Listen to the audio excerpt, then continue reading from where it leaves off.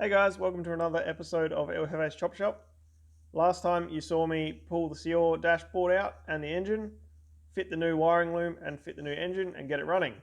So in this episode I'm going to pull the engine out again, I'm going to compare two different subframes and I'm going to show you some budget engine mount mods. So stay tuned. So it's a new day on the Daihatsu. The K3 is still in the engine bay and it still runs. So we just got to finish up a few of the smaller things. So I've got a power steering line that needs to go from here to down the back to the rack. So I've got some speed flow fittings to make that up. We need to make the turbo manifold and mount the turbo. We've got an oil feed down here which needs to go to the turbo and have the oil pressure sensor in it. So there's a few things to do. Now this subframe is from the YRV, and as you can see it actually has these bumps here which need to come off, or we can use the other subframe off of the Cuore, the original one. So today I'm going to clean up all the stuff on the floor. I'm going to pull off the 3-cylinder off of that subframe, pull the drive shafts off, the rack off, get that cleaned up and paint it. So I think that's going to be Emily's job for today. And then we need to get the last few things sorted on this and then pull the whole lot out, do a VRS kit through the engine and maybe a timing chain kit as well, clutch and all that sort of stuff, and then paint what we can, reseal it all, put it on the new subframe and put it back in for good. So the interior is about 95% put back together. Just got a few things to zip tie on this side, connect up the two wires for the boot release and the central locking, which I haven't done yet, and then put a few trims back in. Then on the other side we've just got to join the airbag wiring back together, so I need to cut a plug off and put a new one on, and then mount a few things again, and then the glove box can go back in, but we'll leave that out until we've got the new computer. So coming over to the original engine, we need to take the engine and gearbox off. We need to keep the drive shafts, the hubs and the spindles. The rack needs to come off and we need to cut it down a bit, and we need to use this subframe here. So we'll pull all that apart today, but first I'll clean up the shed a bit. So I just had a quick clean up. This is all the parts that are left over, along with that milk crate. So that's all stuff we've replaced or we haven't put back on yet. And then we've got the wiring loom from the Cuore, the original wiring loom. So most of the plugs have been cut off of this for the conversion anyway, because I would rather modify the engine loom than the body. So I'm going to get Emily to cut off all the plugs for this, so we can save all the connectors, because I've got a big bucket of those in case I come across a wiring issue and I can replace the plug. But while she does that, I'm going to pull the EJ off of the subframe, which is the 3-cylinder off the subframe, pull the hubs off, pull the steering rack off, and pull all the bits off the subframe and get them ready for transfer onto the new subframe. So I've just got the engine crane hooked up to the engine. Now I'm just going to undo the engine mounts off of the subframe and then lift it and move the subframe out of the way. So I've gotten the 3-cylinder EJ off of the old subframe. Now apparently this has a different engine mounts to the one that's in the car. But if I use the one that's in the car, I have to chop this front bit and use the YRV sway bar, which I don't have. And then apparently you need to modify the YRV sway bar anyway to make it work. So I'm thinking I might take that K3 out, drop this subframe off, put the K3 on top of the EJ subframe and see what's different. Because what I can tell at the moment, this mount's different, but that one looks the same and that one looks the same. So I might just lay it over the top and see how close it is. I might be able to re-drill the engine mount or weld a plate onto here and re-drill some holes. So I'm going to pull the K3 out of the Cuore, which has to happen at some point anyway. And then from there I'll put it on here and see how we go. So I've pulled the K3 and subframe out of the Cuore. So this is the YRV subframe. And that is the Cuore one. So if you look at these two back mounts here, the holes look the same. If you look at here and here, looks the same. And that hole there and that back one there. But if you look at the front, I've measured this before I pulled the car apart, but those two and those two are the same width, but those two and those two are a different width, so there's at least one hole that needs re-drilling, if not that entire front mount. So now the K3 is off the subframe, and I'll try and put it onto the seal one, see what lines up, see what doesn't line up, and we'll see how we go from there. So after a bit of back and forth with the two subframes, these two mounts are clearly different, but I think the rear mount on this one is lined up with the front mount on this one, so meaning that this is all cut out on this subframe just here for the oil filter. So if I was to use this subframe, which we are leaning towards because we don't have the correct sway bar for this one, I'd need to cut out a half circle there for the oil filter, then use this as the rear pickup, and then make these two out here somewhere, which is all fine. It's just a bit more work than I was expecting. But if we don't have the right parts, we don't have the right parts, and the wrecking yard's already thrown out the YRV sway bar, so I can't use that. So it's the following day from that last clip. I spent probably about an hour last night looking at the two differences between these two subframes. So it turns out that this YRV subframe is about 60 to 65 millimeters longer from here to here. Well, actually from that point there to here. So it's all in that last little bit, so it's longer than the Cuore subframe. So that's fine, but we need the YRV sway bar to make that work. So last night I said I wasn't going to use the YRV subframe because we didn't have the correct sway bar. So I looked into how much effort it would be to cut and shut this one, the Cuore subframe, to work as it was the YRV subframe, and it turns out I have to cut out a lot of this top brace, and then the sway bar is still going to sit where the oil filter wants to sit, so it's just not going to work. So I've looked into the YRV subframe some more, and if you use a YRV subframe and sway bar, it works for the Cuore. You don't have any like lower control arm funny angle issues, like caster issues. So I've tracked down a YRV sway bar, so that's going to get delivered tomorrow. A mate of mine is buying the 7K that I bought in the previous episode, and he lives in the same suburb as the guy that has the YRV sway bar, so he's going to buy that for me and bring it down when he comes down, because he's about an hour and a half away. So when he gets here, then he'll drop the sway bar off and pick the 7K up, and then I'll be able to get on to putting this YRV subframe back together. So we're going to clean it up today and cut those tabs off up the top there, and then probably paint it, and then get the engine mounts and the engine starting to get it ready to go back in the car. So another thing I was looking at yesterday is the engine mounts off of the K3 4-cylinder and the EJ 3-cylinder, which is up the back there. So the back engine mount, which is that one over there, is the same on both engines, and the side engine mount, which is over here. So the side engine mount is the same, and the back engine mount is the same, but the front engine mount, which is this one, is different.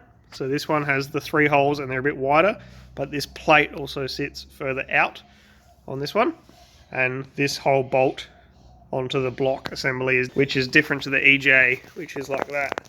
So you can see that the bolt holes sit inboard a bit more and they're closer together, and it bolts to the block differently, and the oil filter's in a different spot.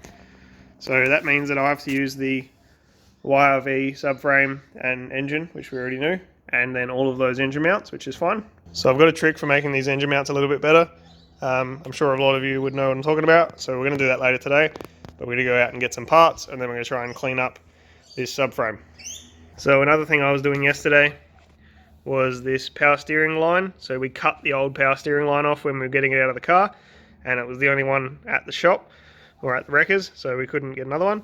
So we got this banjo fitting, and then a banjo to power steering adapter, and then this is power steering 490 series speed flow, and then that comes through here and goes to nothing at the moment, but that'll go to the rack, and then that'll replace our power steering hose that goes over the top of the engine normally, which is the high pressure side. So with the rest of the power steering, I got this reservoir, which is off of the Cuore originally, and it bolts to the strut tower, and then I got this bottom hose, which goes to the power steering pump, off of the K3. So I haven't tested this in the car yet, but that is Cuore. The mount is Cuore. This top hose is Cuore, which goes to the rack over there. So that should line up the same. And then this front hose is off the K3, which goes to the pump. No issues, and is the same size as the reservoir. So that should all work reasonably well. So I'm just waiting on one adapter down there, which I ordered the wrong size because I'm a genius. So we're going to go get that from Garage 7 again, and then we should be good to put that power steering back together. And then coming around to the front, we've got the oil feed here, which used to have the oil pressure sensor, which is this wire here. So originally the oil pressure sensor was in there, and then that just clipped in on like that. So I've got a 90-degree fitting to come out of there. I had to get a really slimline one, so it's in brass. And then we've got a few adapters with a T-piece in it, so I can put the oil sender about here, and then that'll be able to clip in. I'll just extend the wiring a little bit. So that'll sit about here, and then I'll have a brass line from there up into the turbo, which will be here somewhere. And then the oil drain has been modified, and then that'll come down to the bottom of the pan, or to the bottom to the oil pan, the sump, and then we're going to drill and weld a fitting onto there. So that'll be all the oiling sorted out. So this is the modified oil drain and feed from a 1J CT12A. So I had Navi at Garage 7 to cut this off for me and put this stainless steel barb on for the drain, and then he welded a AN fitting on here, which is a -4 AN fitting, onto the feed, which we originally quite a lot longer and on the JZ. So then I've got this -4 to hose fitting. So this will go to a braided line down to the sensor on the front of the engine, like I was saying. So there's just an AN and a barb, so that's all good. So onto the water cooling. This is an adapter that Navi also made from Garage 7. So this is a 1 1/4 inch barb and a 1 inch barb. So it's got a taper in the middle with a barb on either end, and that is a -6 weld-on fitting. So the plan is to put that into one of the two radiator lines, which I'm not sure which one yet, and then this will feed the turbo up to the with a braider with just a hose. So there'll be a barb on here to a hose into the bottom of the turbo, and then the other one of these to adapt the radiator hose size, because the YRV and the CR are different. We'll have the exact same as that, just without the barb, so it'll look like that. So we need to get another one of those made up. He's doing that today for us. So it'll be one on each of these two pipes. Just depends which one has the -6. So then for the return coolant flow, we're going to have a T-piece in one of the hoses that goes to the throttle body. So I need to pick up those fittings today, and then that should be all of the cooling and the oil feed for the turbo. So then we're just going to make a manifold and do the charge pipes and the exhaust.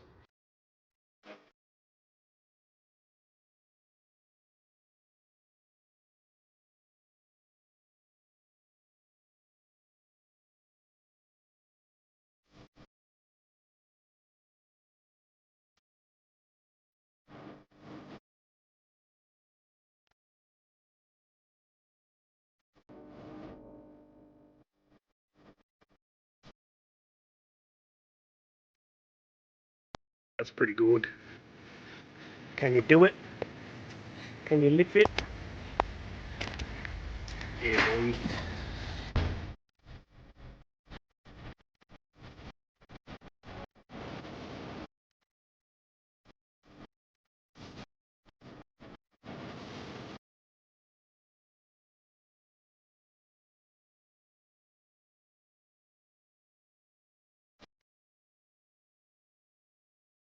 So we're back from the parts run. We went to Costco, and we also stopped at Garage 7 and Repco and Bunnings.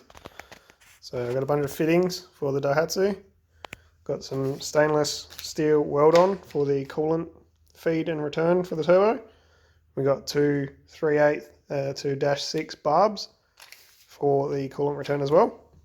We got a turbo gasket for the non-VVTi 1J single turbo, and a dump gasket for it. Then we got, this is the power steering, at the other end of the power steering, which will go to the rack. So this is a -8 to -6 O-ring port adapter. So that'll go into the rack, and then this adapter for the power steering line will go onto that, and then that'll go to the front of the power steering pump on the front of the engine. So then we got a brass T for the coolant feed or return on the engine side. So those two here will run to this, and then to that other thing I showed you before that Navi made. Then we got all of these adapters for the oil pressure. So this is the fitting I was talking about yesterday. It's really narrow to fit into that spot. We've got an adapter here and a T-piece with the oil sensor, pressure sensor in it. And then that goes to a hose fitting. So that'll go to the one I showed this morning. Some hose clamps, and then this is an original Daihatsu injector. So these are 270cc injectors, and we were looking for some 400 to 500cc injectors. So while I was at Garage 7, I harassed Lucci into giving me some of his non-VVTi 1J injectors. So these are about 370cc injectors, and he thinks that without E85 and just on 98, these should be plenty good enough for about 150 kilowatts, which is plenty for what we're doing. We're going to do 4 of them, but he had a set, so we got the set. We got some new headlight globes, which is very exciting, and some Toyota sealant. So this stuff is like gold. There's the part number. So this is the best sealant you can buy. It's all that Garage 7 uses, and it's all I use since using it the first time. So they convinced me that's the best stuff ever. We've got a weld-on -12 barb for the sump. So this will be for the oil drain. And then we got some push lock -12 line for the oil drain. And then some 3/8 heater hose for the turbo feed and coolant drain.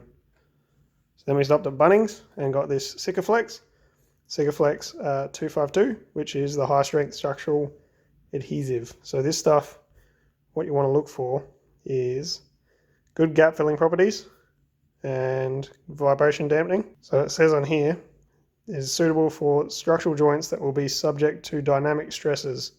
So this is really good for engine mounts.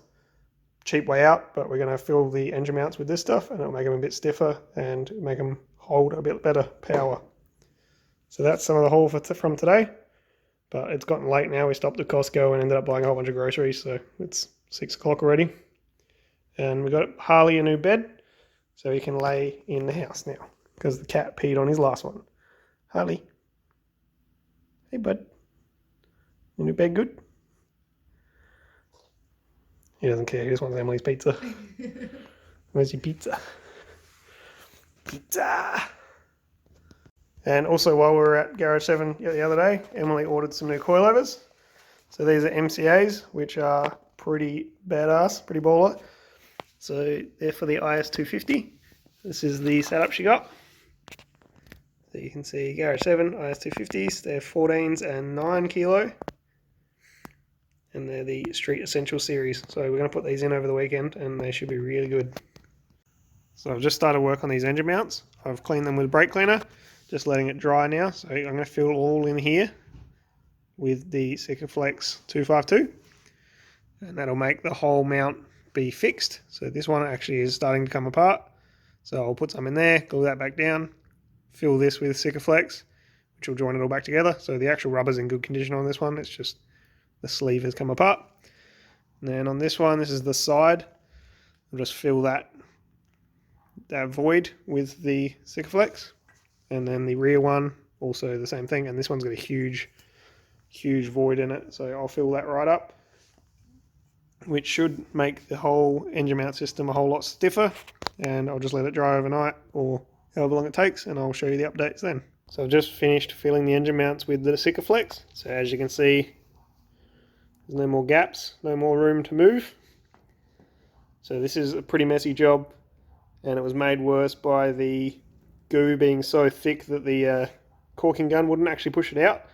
So I had to cut the tube open and use my finger to push it into all the holes and all the crevices and then try and smooth it out. So it is a filthy job. Make sure you've got heaps of rags on hand and a fair bit of brake cleaner. But this should be a whole lot better. So we'll see if they've dried by the morning, but they should be much stiffer than the original stuff. So that tube was about $30. So you can make your old engine mounts back to new. Obviously, you probably should do it with brand new engine mounts, but these are probably $100 a piece, and we just don't have the budget for that on this car. It's not the point. We're trying to do it on a bit of a cheaper budget, so this will work for now. Thanks for watching El Jefe's Chop Shop, and I'll see you next time.